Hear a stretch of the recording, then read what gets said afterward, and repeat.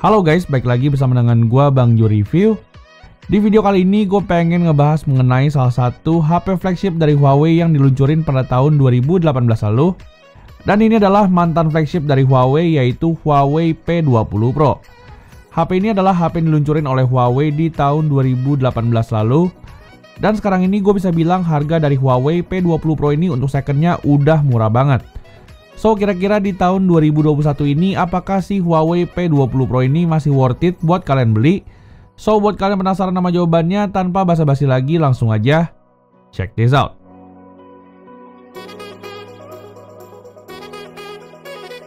Pertama-tama kita bakal mulai dulu nih dari ngebahas mengenai soal desain si Huawei P20 Pro ini. Jujur kalau seandainya gua ngeliat segi desainnya dari Huawei P20 Pro ini, kalau dilihat di tahun 2021 ini agak kelihatan sedikit aneh. Karena kalau seandainya gue lihat desain dari Huawei P20 Pro ini, gue jadi keinget sama HP Sharp, yaitu Sharp Aquos R3. Di sini di bagian belakangnya Huawei itu punya 3 buah kamera belakang dan juga memiliki desain yang kelihatan polos. Dan di bagian bawahnya kita juga bisa lihat logo Huawei yang terletak di sisi pojok kiri. Untuk material bodinya sendiri, gue bisa bilang material body dari Huawei P20 Pro ini masih berasa sangat solid. Dimana menurut gue kombinasi material aluminium dan juga balutan bodi kaca itu bikin HP ini jadi berasa sangat solid. Namun karena HP ini pakai backdoor berbahan dasar kaca yang finishingnya glossy, jadinya HP ini tuh gampang banget buat nyeplakin sidik jari dan bikin si HP ini jadi gampang kotor. Lalu kita berlanjut ke bagian depan dari Huawei P20 Pro. Di sini kalau seandainya kita lihat bagian depan dari Huawei P20 Pro, menurut gue juga kelihatan agak sedikit aneh. Karena kita bisa lihat di sini notch-nya ini tuh udah kelihatan tipis, tapi sayangnya untuk bezel bawahnya masih kelihatan tebel banget. Di sini kita juga masih bisa nemuin satu buah tombol fingerprint di bagian bawahnya. Tapi untuk catatan aja, di sini tombol fingerprintnya ini tuh nggak berfungsi sebagai tombol home. Untuk tombol home-nya dan juga navigasi lainnya ada langsung di dalam layar HP ini.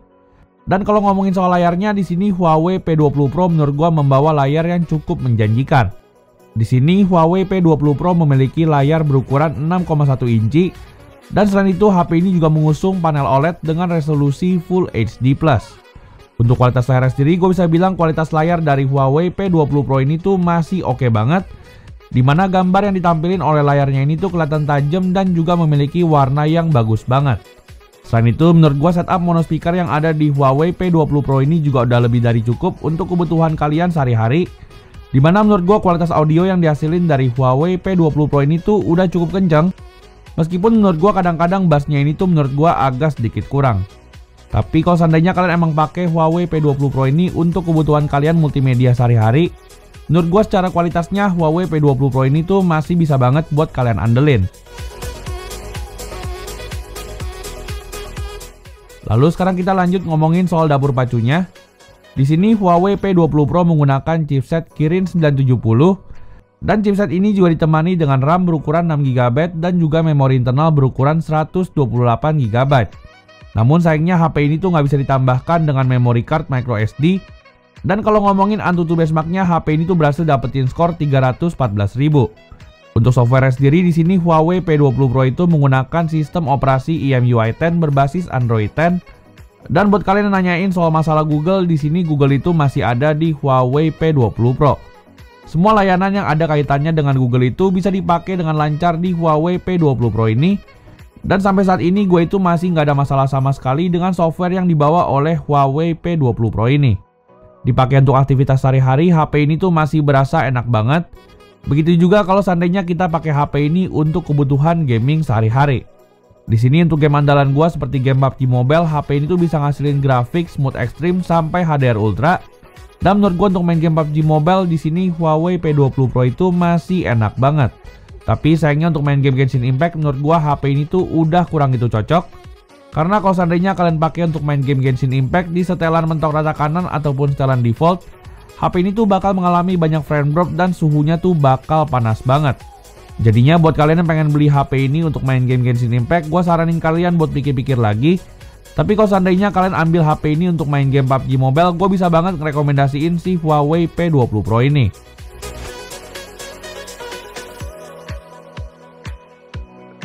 Lalu selain itu untuk sektor baterainya sendiri, gue juga cukup puas dengan sektor baterai dari si Huawei P20 Pro. Dimana selama pemakaian gua, HP ini tuh selalu bisa banget untuk bertahan 1 harian penuh. Untuk ukuran baterainya sendiri sih emang HP ini cuma memiliki baterai 4000 mAh aja. Namun untuk daya tahannya HP ini tuh selalu bisa bertahan dengan waktu 1 harian penuh dengan SOT di angka 5 sampai 6 jam.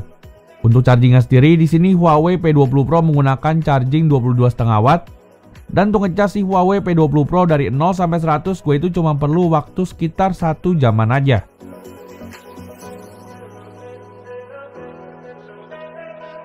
Nah, sekarang kita lanjut mengenai ke sektor yang paling gue suka, yaitu mengenai sektor kameranya. Di sini Huawei P20 Pro membawa setup 3 buah kamera belakang, di mana kamera utamanya ini memiliki resolusi 40 megapiksel. Selain itu ada juga kamera kedua, yaitu kamera telefoto sebesar 8 megapiksel. Dan yang terakhir yaitu kamera 20 megapiksel yang berfungsi sebagai kamera monokrom.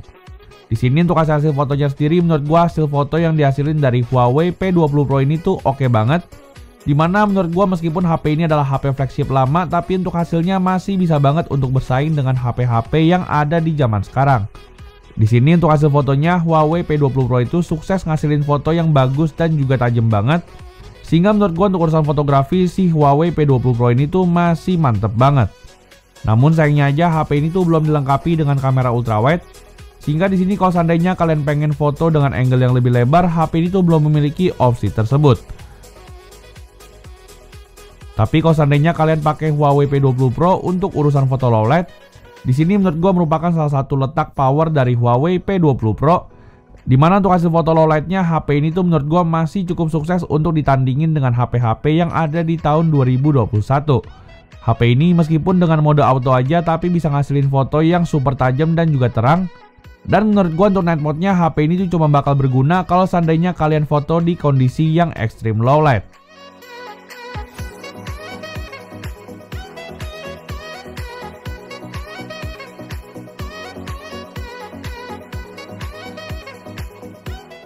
Lalu sekarang kita lanjut ke sektor videografinya. Di sini gue udah coba di 2 resolusi, yaitu 1080p 60 fps dan juga 4K 30 fps. Dan di sini gue bisa bilang hasil video dari Huawei P20 Pro ini tuh udah cukup stabil. Di sini baik di resolusi 1080p maupun 4K sama-sama bisa ngasilin footage yang stabil dan juga tajam. Sehingga menurut gue untuk urusan videografi pun si Huawei P20 Pro ini tuh masih cukup bagus. Lalu untuk kamera depannya sendiri, di sini Huawei P20 Pro memiliki kamera depan sebesar 24 megapiksel. Dan untuk hasil fotonya gue bisa bilang gue cukup puas dengan hasil foto kamera depan dari Huawei P20 Pro. Hasil fotonya menurut gue tajam dan juga memiliki HDR yang cukup bagus. Dan di sini yang gue suka, HP ini tuh memiliki mode portrait yang rapi dan juga memiliki detail yang masih tetap terjaga. Untuk videografi di kamera depannya sendiri, di sini Huawei P20 Pro cuma bisa ngerekam hingga 1080p 30 fps saja. Dan buat kalian yang penasaran dengan contoh perekaman kamera depan dari Huawei P20 Pro, kalian langsung aja bisa simak di video berikut ini. Oke, jadi ini adalah contoh perekaman kamera depan dari Huawei P20 Pro. Dan ini gue ngerekam di resolusi 1080p 30 fps. Nah, kira-kira gimana nih untuk stabilisasinya dan juga untuk audionya? Langsung aja kalian bisa nanya sendiri gimana hasilnya. Thank you. Lalu sekarang kita lanjut ke sektor yang terakhir, yaitu mengenai harga dan juga kesimpulannya. Di sini untuk harganya sendiri Huawei P20 Pro itu dibanderol dengan harga mulai dari 3 jutaan aja. Dan menurut gue dengan harga tersebut si Huawei P20 Pro ini masih layak banget buat kalian lirik. HP ini menurut gue masih memiliki performa yang kenceng banget dan juga kameranya tentu aja masih bisa banget buat kalian andelin. Sehingga menurut gue kalau seandainya kalian masih pakai Huawei P20 Pro atau masih mempertimbangkan untuk beli P20 Pro, menurut gue sih Huawei P20 Pro ini masih worth it banget buat kalian beli di tahun 2021. Dan kira-kira segitu dulu aja video kita mengenai review dari Huawei P20 Pro di tahun 2021. Like kalau kalian suka dengan video ini dan jangan lupa subscribe channel ini. Kita jumpa lagi di video selanjutnya. Thank you.